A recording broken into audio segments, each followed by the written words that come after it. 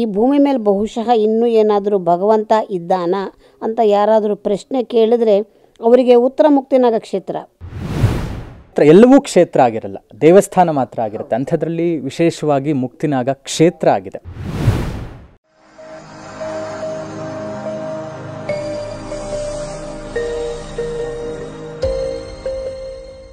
Hello ನಮಸ್ಕಾರ, ಸಿರಿ ಟಿವಿಯ ಸಮಸ್ತ ವೀಕ್ಷಕರಿಗೆ ಪ್ರೀತಿಯ ಸ್ವಾಗತ. ನಾವು ಇಂದು ಬೆಂಗಳೂರಿನ ಬಿಡದಿ ರಾಮೋಹಳ್ಳಿ ಸಮೀಪದ ಒಂದು ಪವಿತ್ರವಾದಂತಹ ಶಕ್ತಿಯುತವಾದಂತಹ ನಾಗಕ್ಷೇತ್ರಕ್ಕೆ ಬಂದಿದ್ದೀವಿ. ಅದುವೇ ಮುಕ್ತಿನಾಗ ಕ್ಷೇತ್ರ. ಇಂದು ನಮ್ಮೊಂದಿಗೆ ಮುಕ್ತಿನಾಗ ಕ್ಷೇತ್ರದ ಧರ್ಮದರ್ಶಿಗಳು, ಗುರುಮಾತೆ, ವೈದ್ಯ ವಿಶಾರದೆ ಅಂತ ಕರೆಸ್ಕೊಂಡಿರುವಂತಹ ಗೌರಿ ಸುಬ್ರಹ್ಮಣ್ಯ ಅವರಿದ್ದಾರೆ. ಅವ್ರನ್ನ ಮಾತಾಡಿಸ್ತಾ ಹೋಗೋಣ. ಅಮ್ಮ, ಮೊದಲನೇದಾಗಿ ನಮಸ್ಕಾರ, ಕಾರ್ಯಕ್ರಮಕ್ಕೆ ಪ್ರೀತಿಯ ಸ್ವಾಗತ. ನಮಸ್ತೆ. ಮೊದಲನೇದಾಗಿ ತಮಗೆ ಪ್ರೀತಿಯ ಅಭಿನಂದನೆಗಳು. ತಮಗೆ ಅಂತಾರಾಷ್ಟ್ರೀಯ ಪ್ರಶಸ್ತಿ ಕೂಡ ಲಭಿಸಿದೆ ಆಯುರ್ವೇದಿಕ್ ಕ್ಷೇತ್ರದಲ್ಲಿ. ವೈದ್ಯೆಯಾಗಿ ಈ ಥರದ ಒಂದು ಸಾಧನೆಯನ್ನು ಕಂಡಿರುವಂಥದ್ದು ಎಷ್ಟು ಖುಷಿ ಇದೆ ಮೇಡಮ್? ಖಂಡಿತ ಸಂತೋಷವನ್ನು ಕೊಟ್ಟಿದೆ. ಯಾಕೆಂದರೆ ನಾನು 40 ವರ್ಷಗಳಿಂದ ಈ ಒಂದು ವಿಭಾಗದಲ್ಲಿ ಕೆಲಸವನ್ನು ಮಾಡ್ತಾ ಬಂದಿದ್ದೀನಿ. ಎಷ್ಟೋ ವರ್ಷದ ಪರಿಶ್ರಮ ಇದೆ, ಬೇಕಾದಷ್ಟು ಸಾಹಸಗಳನ್ನು ಮಾಡಿದ್ದೀವಿ, ಮತ್ತು ತಿಳ್ಕೊಳ್ಳುವಂತಹ ಪ್ರಯತ್ನಗಳನ್ನು ಮಾಡಿದ್ದೀವಿ, ಬೇಕಾದಷ್ಟು ಅಧ್ಯಯನವನ್ನು ಮಾಡಿದ್ದೀವಿ. ಇವೆಲ್ಲದರ ಪ್ರತಿಫಲವಾಗಿ ಇವತ್ತು ನಮಗೆ ಎಲ್ಲೋ ಒಂದು ಕಡೆ ಒಂದು ಗುರುತಿಸಿರುವಂತಹ ಒಂದು ಸಂತೋಷ ನಮಗೆ ಇದ್ದೇ ಇದೆ. ಹಾಗಾಗಿ ಅದರಲ್ಲೂ ಕೂಡ ಅಂತಾರಾಷ್ಟ್ರೀಯ ಮಟ್ಟದಲ್ಲಿ ಅಲ್ಲಿಯ ಕನ್ನಡ ಸಂಘದವರೆಲ್ಲರೂ ಕೂಡ ಒಂದು ರೀತಿ ಬಹಳ ಸಂತೋಷದಿಂದ, ಸಂಭ್ರಮದಿಂದ ನಮ್ಮನ್ನು ಸ್ವಾಗತಿಸಿ ಕೊಟ್ಟಂತಹ ಈ ಒಂದು ಗೌರವ ಸಮರ್ಪಣೆ ಏನಿತ್ತು ಅದು ತುಂಬ ಅದ್ಭುತವಾಗಿತ್ತು, ತುಂಬ ಸಂತೋಷವನ್ನು ಕೊಟ್ಟಿದೆ.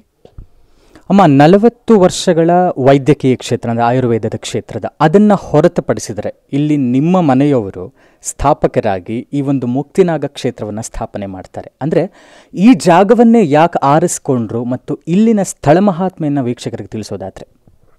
ಖಂಡಿತ ಇದು ನಾವಾಗಿ ಬಂದದ್ದಲ್ಲ, ನಮ್ಮದಲ್ಲದ ಜಾಗ ಇದು. ನಮಗಿದ್ರ ಬಗ್ಗೆ ಅರಿವೇ ಇರಲಿಲ್ಲ. ಅಂತಹ ಜಾಗದಲ್ಲಿ ಸ್ವಾಮಿ ಸುಬ್ರಹ್ಮಣ್ಯ ಶಾಸ್ತ್ರಿ ಗುರೂಜಿಯವರ ಕನಸಿನಲ್ಲಿ ಬಂದು, ನಾನಿಲ್ಲಿ ಬೆಂಗಳೂರಿನ ಸಮೀಪದಲ್ಲಿದ್ದೇನೆ ಬಾ ಅಂತ ಕರೆದಂಗಾಯಿತು. ಮಾರನೇ ದಿವಸ ಆಕಸ್ಮಿಕವಾಗಿ ಯಾರೋ ಬಂದರು, ನಮ್ಮದೊಂದು ಜಾಗ ಇದೆ ನೋಡಿ ಬನ್ನಿ ಅಂದರು. ಅವರು ಈ ಜಾಗಕ್ಕೆ ಕರ್ಕೊಂಡು ಬಂದರು. ಇಲ್ಲಿ ಬಂದಾಗ ಸ್ವಾಮಿ 16.25 ಅಡಿಯಷ್ಟು ಎತ್ತರದಲ್ಲಿ ನಿಂತು ದರ್ಶನವನ್ನು ಕೊಟ್ಟರು. ಅಂದೇ ರಾತ್ರಿ ಕನಸಿನಲ್ಲಿ ಬಂದು, ನಾನು ನಿನಗೆ ಬೆಳಗ್ಗೆ ಕಾಣಿಸಿದ್ನಲ್ವಾ, ಆ ಜಾಗದಲ್ಲಿ ನಾನು ಎಷ್ಟೆತ್ತರ ಇದ್ದೀನಿ ನೋಡಿದೆ ಅಲ್ವಾ, ಅಂತಹದ್ದೊಂದು ಪ್ರತಿಷ್ಠಾಪನೆಯನ್ನು ಮಾಡು ಅಂತ ಹೇಳಿದಂಗೆ ಆಯಿತು.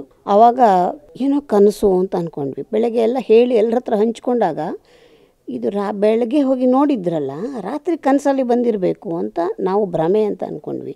ಆದರೆ ಅಷ್ಟಕ್ಕೆ ಸುಮ್ಮನಾಗಲಿಲ್ಲ. ಪುನಃ ಕನಸಿನಲ್ಲಿ ಸ್ವಾಮಿ ಬಂದು ಕಾಣಿಸ್ಕೊಂಡು ಪದೇ ಪದೇ ಹೇಳಿದಾಗ ಇದು ಸಾಮಾನ್ಯವಾದ ವಿಚಾರ ಅಲ್ಲ ಅಂತ ಕೆಲವರ ಜೊತೆಯಲ್ಲಿ ಸಮಾಲೋಚನೆಯನ್ನು ಮಾಡಿ ಕೊನೆಗೆ ಇಲ್ಲಿ ಒಂದು ಏನನ್ನಾದರೂ ಮಾಡಬೇಕು ಅನ್ನುವ ತೀರ್ಮಾನಕ್ಕೆ ಬಂದದ್ದು. ಅವರು ಕೇವಲ ಅಧ್ಯಾಪಕರಾಗಿದ್ದವರು, ಕಾಲೇಜಿನಲ್ಲಿ ಪ್ರೊಫೆಸರ್ ಆಗಿದ್ದಂಥವರು. ಅವರು ನನ್ನಿಂದ ಇಂತಹ ಕಠಿಣವಾದ ಕೆಲಸ ಮಾಡಲಿಕ್ಕೆ ಸಾಧ್ಯ ಇಲ್ಲ ಅಂತ ಹೇಳಿ ಕುಕ್ಕೆ ಸುಬ್ರಹ್ಮಣ್ಯಕ್ಕೆ ಹೋಗಿ ಅಲ್ಲಿ ಒಂದು ಪೂಜೆಯನ್ನು ಮಾಡಿಸ್ಕೊಂಡು ಬಂದು ಸುಮ್ಮನಾದ್ವಿ ಸ್ವಲ್ಪ ದಿವಸ.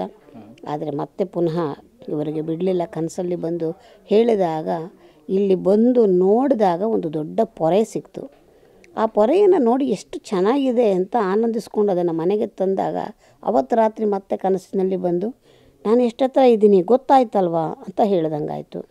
ಅರೆ ಇದೇನಿದು ಅಂಥೇಳಿ ಬೆಳಗ್ಗೆ ಎದ್ದು ಅದನ್ನು ಟೇಪ್ ಇಟ್ಟು ಅಳತೆ ಮಾಡಿದಾಗ ಅದು ಎಷ್ಟು ಎತ್ತರ ಇತ್ತೋ ಸ್ವಾಮಿ ಇವತ್ತು ಅಷ್ಟು ಎತ್ತರದಲ್ಲಿ ಇಲ್ಲಿ ನೆಲೆಸಿರೋವಂಥದ್ದು.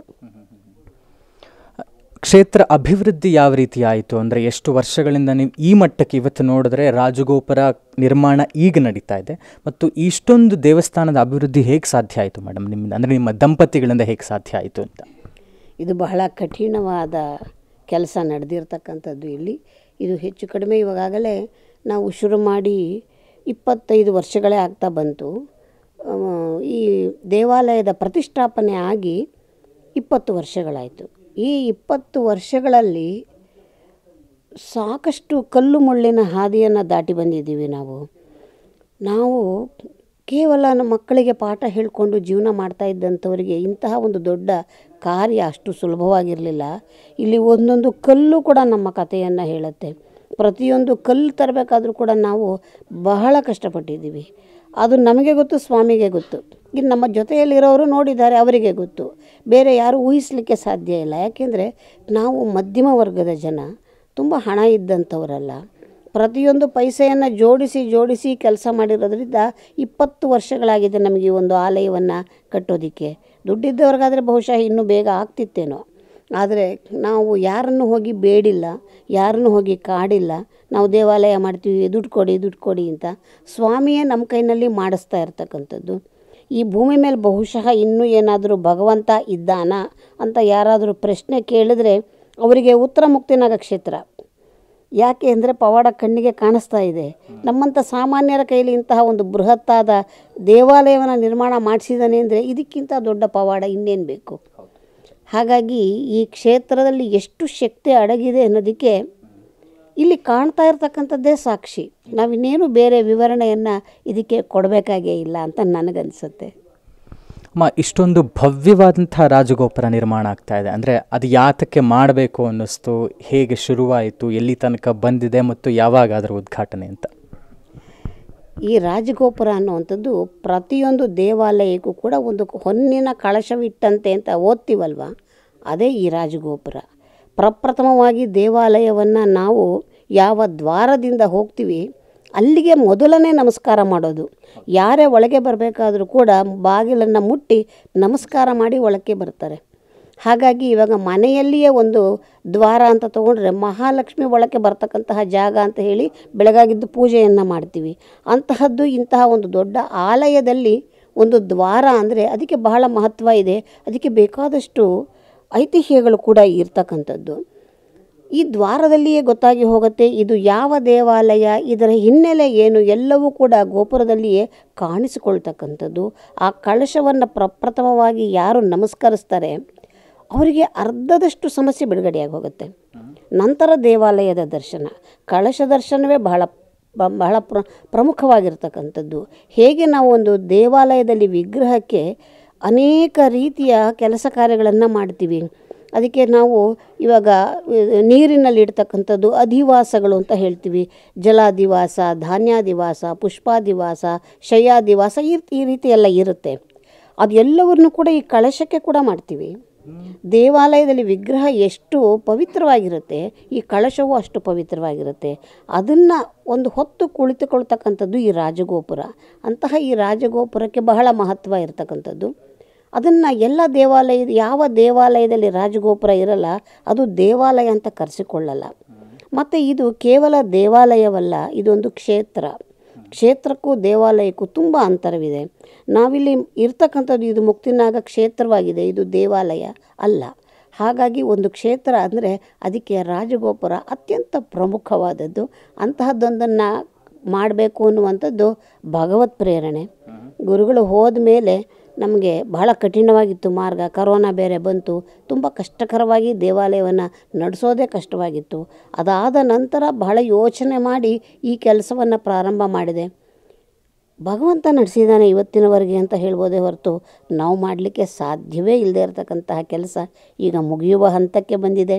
ಇದೇ ಹತ್ತಿರದಲ್ಲಿ ಮಾಘ ಮಾಸ 25ನೇ ಇಸವಿ ಫೆಬ್ರವರಿ 7ನೇ ತಾರೀಕು ಈ ಕ್ಷೇತ್ರದಲ್ಲಿ ಈ ಒಂದು ರಾಜಗೋಪುರಕ್ಕೆ ಒಂದು ಕುಂಭಾಭಿಷೇಕ ಆಗುವಂತಹ ಒಂದು ಕಾರ್ಯವನ್ನು ಮಾಡಬೇಕು ಅನ್ನುವಂಥದ್ದು ಭಗವತ್ ಪ್ರೇರಣೆ ಆಗಿರ್ತಕ್ಕಂಥದ್ದು.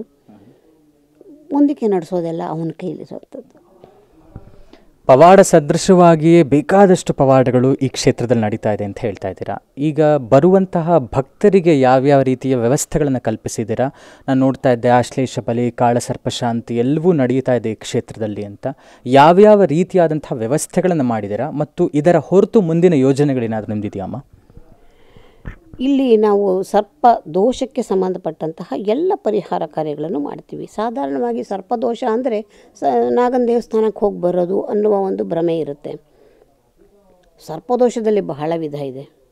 ಸರ್ಪದೋಷ, ಕಾಳಸರ್ಪದೋಷ, ಸರ್ಪಶಾಪ, ರಾಹುದೋಷ, ಕುಜನ ದೋಷ. ಈ ಸರ್ಪದೋಷ ಅನ್ನುವಂಥದ್ದು ಅನೇಕ ಜನ್ಮಗಳಿಂದ ಎಷ್ಟೋ ಬಾರಿ ಒಂದು ರೀತಿ ವರ್ಗಾವಣೆ ಆಗಿ ಬರ್ತಾ ಇರುತ್ತೆ. ಅಂಥದ್ದನ್ನು ನಿವಾರಣೆ ಮಾಡ್ಕೊಳ್ಳೋದು ಸ್ವಲ್ಪ ಕಠಿಣ. ಯಾಕೆ ಕಠಿಣ ಅಂದರೆ ಅದರಲ್ಲಿ ಬೇಕಾದಷ್ಟು ಬಗೆಯ ಸರ್ಪಗಳಿರುತ್ತೆ. 12 ಬಗೆಯ ಸರ್ಪದೋಷ ಇದೆ, ಕಾಳಸರ್ಪದೋಷ ಇದೆ, ಮತ್ತು ಕೆಲವು ನಕ್ಷತ್ರಗಳಲ್ಲಿ ಜನಿಸಿದಾಗಲೇ ಸರ್ಪದೋಷ ಬರ್ತಕ್ಕಂಥದ್ದು ಇರುತ್ತೆ. ಮತ್ತು ಎಷ್ಟೋ ಬಾರಿ ರಾಹುಕೇತುವಿನ ದೋಷ ಇದ್ದಾಗ ಸಂತಾನಗಳೇ ಆಗೋದಿಲ್ಲ, ಅದೇ ಬೇರೆ ರೀತಿಯ ದೋಷವಾಗಿರುತ್ತೆ. ಸರ್ಪಶಾಪ ಇರುತ್ತೆ, ಸರ್ಪಶಾಪವೇ ಬೇರೆ, ಸರ್ಪದೋಷವೇ ಬೇರೆ. ಇದೆಲ್ಲವನ್ನು ಕೂಡ ನಾವು ಜಾತಕದಲ್ಲಿ ಗುರುತಿಸ್ಕೊಳ್ಳೋದಕ್ಕೆ ಸಾಧ್ಯ ಆಗುವಂಥದ್ದು. ಈ ಎಲ್ಲ ದೋಷಕ್ಕೂ ಪರಿಹಾರ ಪೂಜೆ ಈ ಕ್ಷೇತ್ರದಲ್ಲಿ ನಡೆಯುತ್ತೆ. ಅದಕ್ಕೆ ಅಂದರೆ ಇಲ್ಲಿ ಬರುವಂತಹ ಭಕ್ತರ ಜಾತಕವನ್ನು ನೋಡಿ ಅದು ಯಾವುದಕ್ಕೆ ಸಂಬಂಧಪಟ್ಟಿದೆ ಅನ್ನುವಂಥ ಪರ್ಟಿಕ್ಯುಲರ್ ಪರಿಹಾರವನ್ನು ಈ ಕ್ಷೇತ್ರದಲ್ಲಿ ನಡೆಸ್ಕೊಡ್ತೀರಾ?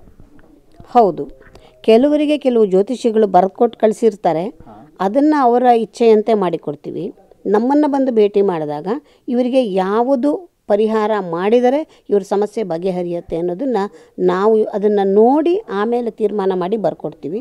ಅದನ್ನು ಇಲ್ಲಿ ನಡೆಸ್ಕೊಡ್ತೀವಿ. ಅದರಲ್ಲಿ ವಿಶೇಷವಾಗಿ ನಡೆಯುವಂಥದ್ದು ಆಶ್ಲೇಷ ಬಲಿ, ಕಾಳಸರ್ಪದೋಷ, ಸರ್ಪ ಸಂಸ್ಕಾರ, ನಾಗ ಪ್ರತಿಷ್ಠೆ ಮತ್ತು ನಾಗಬಲಿ, ಈ ರೀತಿ ತುಂಬ ಕಾರ್ಯಕ್ರಮಗಳಿರುತ್ತೆ.